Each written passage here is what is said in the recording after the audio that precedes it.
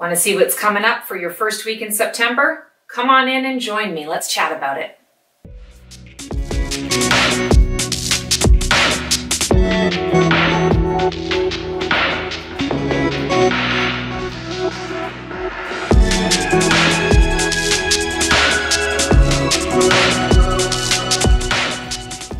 Cello, Stacy the Black Feather Intuitive. Welcome to another weekly oracle reading for the week of September 6th.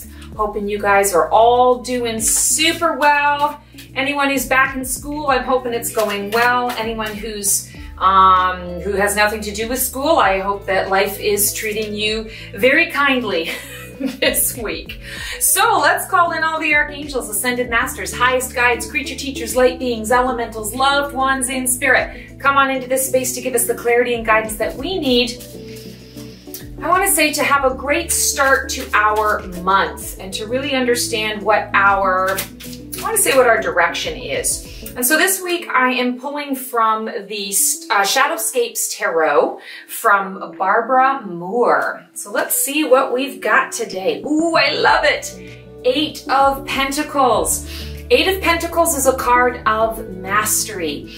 Interesting enough that I'm talking about going back to school, this card often is represented, or represents, I should say, schooling, education, higher education, going back to learn something new, learning something different. And what I love about this interpretation of the 8 of Pentacles is it's represented, of course, by Miss Spider and her web.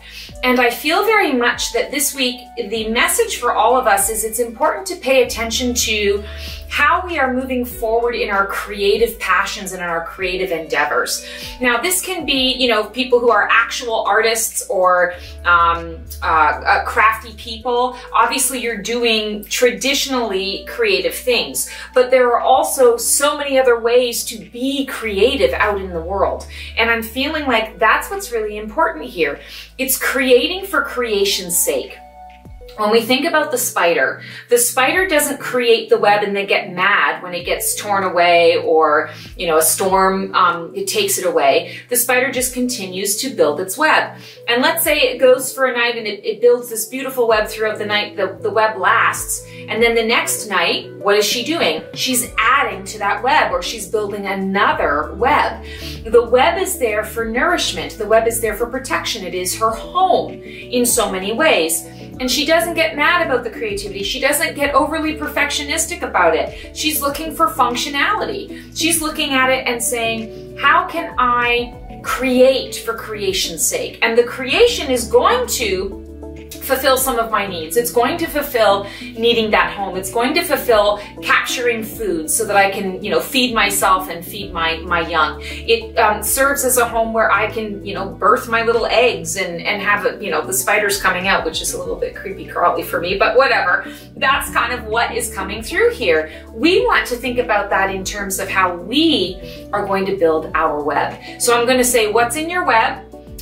Build the web so that you are building, I want to say, creating for creation's sake, but that you're also building understanding that there's always a purpose. You may not understand what the purpose is at the time that you're creating it, or you may have a sense of what that purpose is, but you don't want to be rigid in that. You want to allow the creativity to flow because it may have a larger purpose. You may expand on it. It may become something for someone else. So this week, the guidance is mastery around our own creativity, our own creative endeavors. And, you know, again, there are many different ways to be creative. You can be, you know, math people are super creative, and we don't always think of that. We think that, you know, very linearly, and there's a structure, and, you know, A plus B equals C, and that's just how it goes. But there's a lot of creativity that comes in the process, in how you're thinking about that. Accounting, engineering can be creative. Even though there's a structure around it, there are still creative ways to, I want to say, to approach each situation. So, you know, given whatever it is that you're doing and whatever it is you're approaching, find out how you can be the most creative, because that's where the mastery lies. And that, in essence, is where we learn the most. You know, we often think about creativity and creating this beautiful, wonderful masterpiece or work of art. but we rarely consider the process of what it took to get there. And sometimes you might have to do 3 or 4 of the same iterations of things before you start to say, oh, here's a simpler way, or, oh, when I do this, I feel the most creative and this is my favorite one, and I really didn't have a clue what I was going to do with it when I first started out. It's really about learning to go with the flow, and while you are in flow and on that journey of creativity, the mastery appears. Also, this card represents effort. It represents work that goes into creating something. And I feel like that's really important for us to consider this week as well, is recognizing that everything has a price. And I don't mean this in a negative way. It's more like, you know, there's an up and a down. There's a give and a take. There's always a price to pay. There's always going to be some sort of balance or some reciprocity with this. And you want to pay attention to what that looks like when you're putting in the effort to something. Yes, you want it to be grand, or you want it to be wonderful, or you just want it to be functional. Maybe you just want to check it off your to-do list. Do it in a creative way, and I feel that it will make the effort in the creation process much smoother, much easier, and much more enjoyable. And when we are having fun and experiencing joy, it doesn't really feel like work, right? So shifting up the perspective on how you're approaching what it is that you need to approach so that you have more joy and more creativity in the process. Love this. Also, a lot of green in this card today, and I'm seeing green as abundance. So I'm feeling very much that this week holds energy around anything that you are trying to manifest, anything that you really truly are trying to create. It is going to have positive effect. It is going to happen much more quickly than you're anticipating. So be open to that. I feel like that's really important. And for our Oracle deck and our Oracle pull today, we are pulling from Colette Baron-Reid's Oracle of the 7 Energies. So let's see what the complimentary message is. Oh, and this card was, ooh, willing release. Look at this. So I love this card because it's all about the dandelions. And as soon as I see these little white puffy dandelions, I actually looked it up one time because I thought they might be called something different. How do you distinguish between the dandelion seeds that is a plant of its own, or sort of a flower of its own, and then, you know, it turns into that beautiful yellow dandelion, but it's simply called a dandelion. So here we go. So we've got the pre-dandelion with all of the seeds. And when I look at this, it's pure potential. So in order for us to actually become the masters of our own creativity and our own world, what it is that we're trying to bring into our world to help us to create and bring more joy into our lives, we have to be willing to release the ick, release the heavy, release the old, release what is no longer serving, release what is no longer working. Anything that's, we talk about work and effort. If it's too much work, it's too much effort, it's heavy, it's stodgy, it feels like you're, you know, walking through the muck, maybe it might not be the right path. And you want to be able to be creative in that process as well and understand when it's time to tweak something or move in a different direction in order for you to be able to capture the potential of what can be. And each of these little seeds connected to this white puffy dandelion is pure potential. So what is pure potential in your life that can go anywhere, it can do anything, it can become whatever it is that you want it to become? How do you release it? Well, typically with the dandelion, we blow on it and all of a sudden all of this potential goes out into the world and, you know, plants its seeds, or maybe it, you know, blows away and lands into the water and doesn't ever seed itself, but it becomes a beautiful work of art in the water. Maybe it lands on a cement and works its way into a crack and decides that it's going to grow through this crack in the cement. There are so many different ways that the potential of each individual seed can come to pass. And I'm feeling like that's important here in terms of our work, in terms of our mastery and our creativity. It's also important that we release things out, understanding that I can't control necessarily how this is going to come about. And it's not about control. And it's not about, I want to say, mastering the outcome necessarily. It's more about releasing it and watching what can become.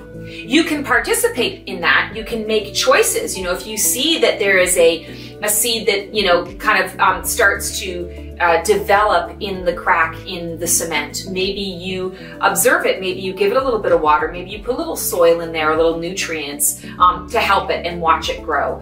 Maybe you just allow it to do its own thing and then you watch the miraculous wonder of it coming to life. Maybe it doesn't come to life. And you say, I wonder what that indicates. You know, how does that make me feel when I'm observing that? Was there something I could have done differently? It's all about, I feel like for us this week, it's about witnessing the becoming. And it's witnessing the becoming from the place of pure potentiality.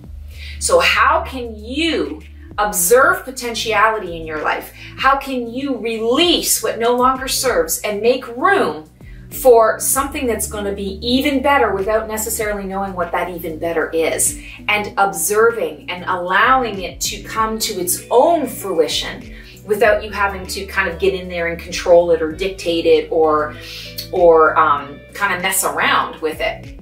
You can, of course, have intention for it. You can set an intention. You can support that seedling. You can definitely be a part of it, but recognize what it's like to be a part of it and also be an observer and allowing something to come to its full potential rather than getting in and trying to make something happen. I feel like there's an overall message here around control and sort of releasing control. And when we talk about a willing release, this is about, it's making it an experiment. It's saying, okay, I have no idea how this is going to turn out. I really don't, but I'm not going to worry about it.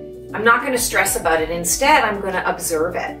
I'm going to, you know, use my breath to release what isn't serving. And then I'm going to observe how that goes out and becomes that pure potential into the becoming of whatever it's going to be. And from there, then I can decide how I want to use what has become.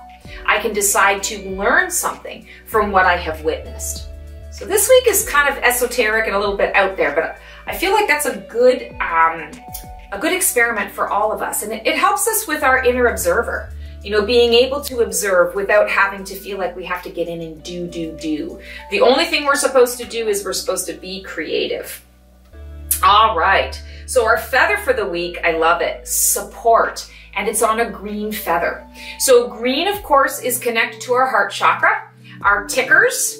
And I feel like the heart chakra message here, it's healing, healer, healed. And I feel very much that this week when we're talking about the Eight of Pentacles, and I talked about growth and abundance here, it matches this green as well. It's really about understanding that it is our job this week to support potential.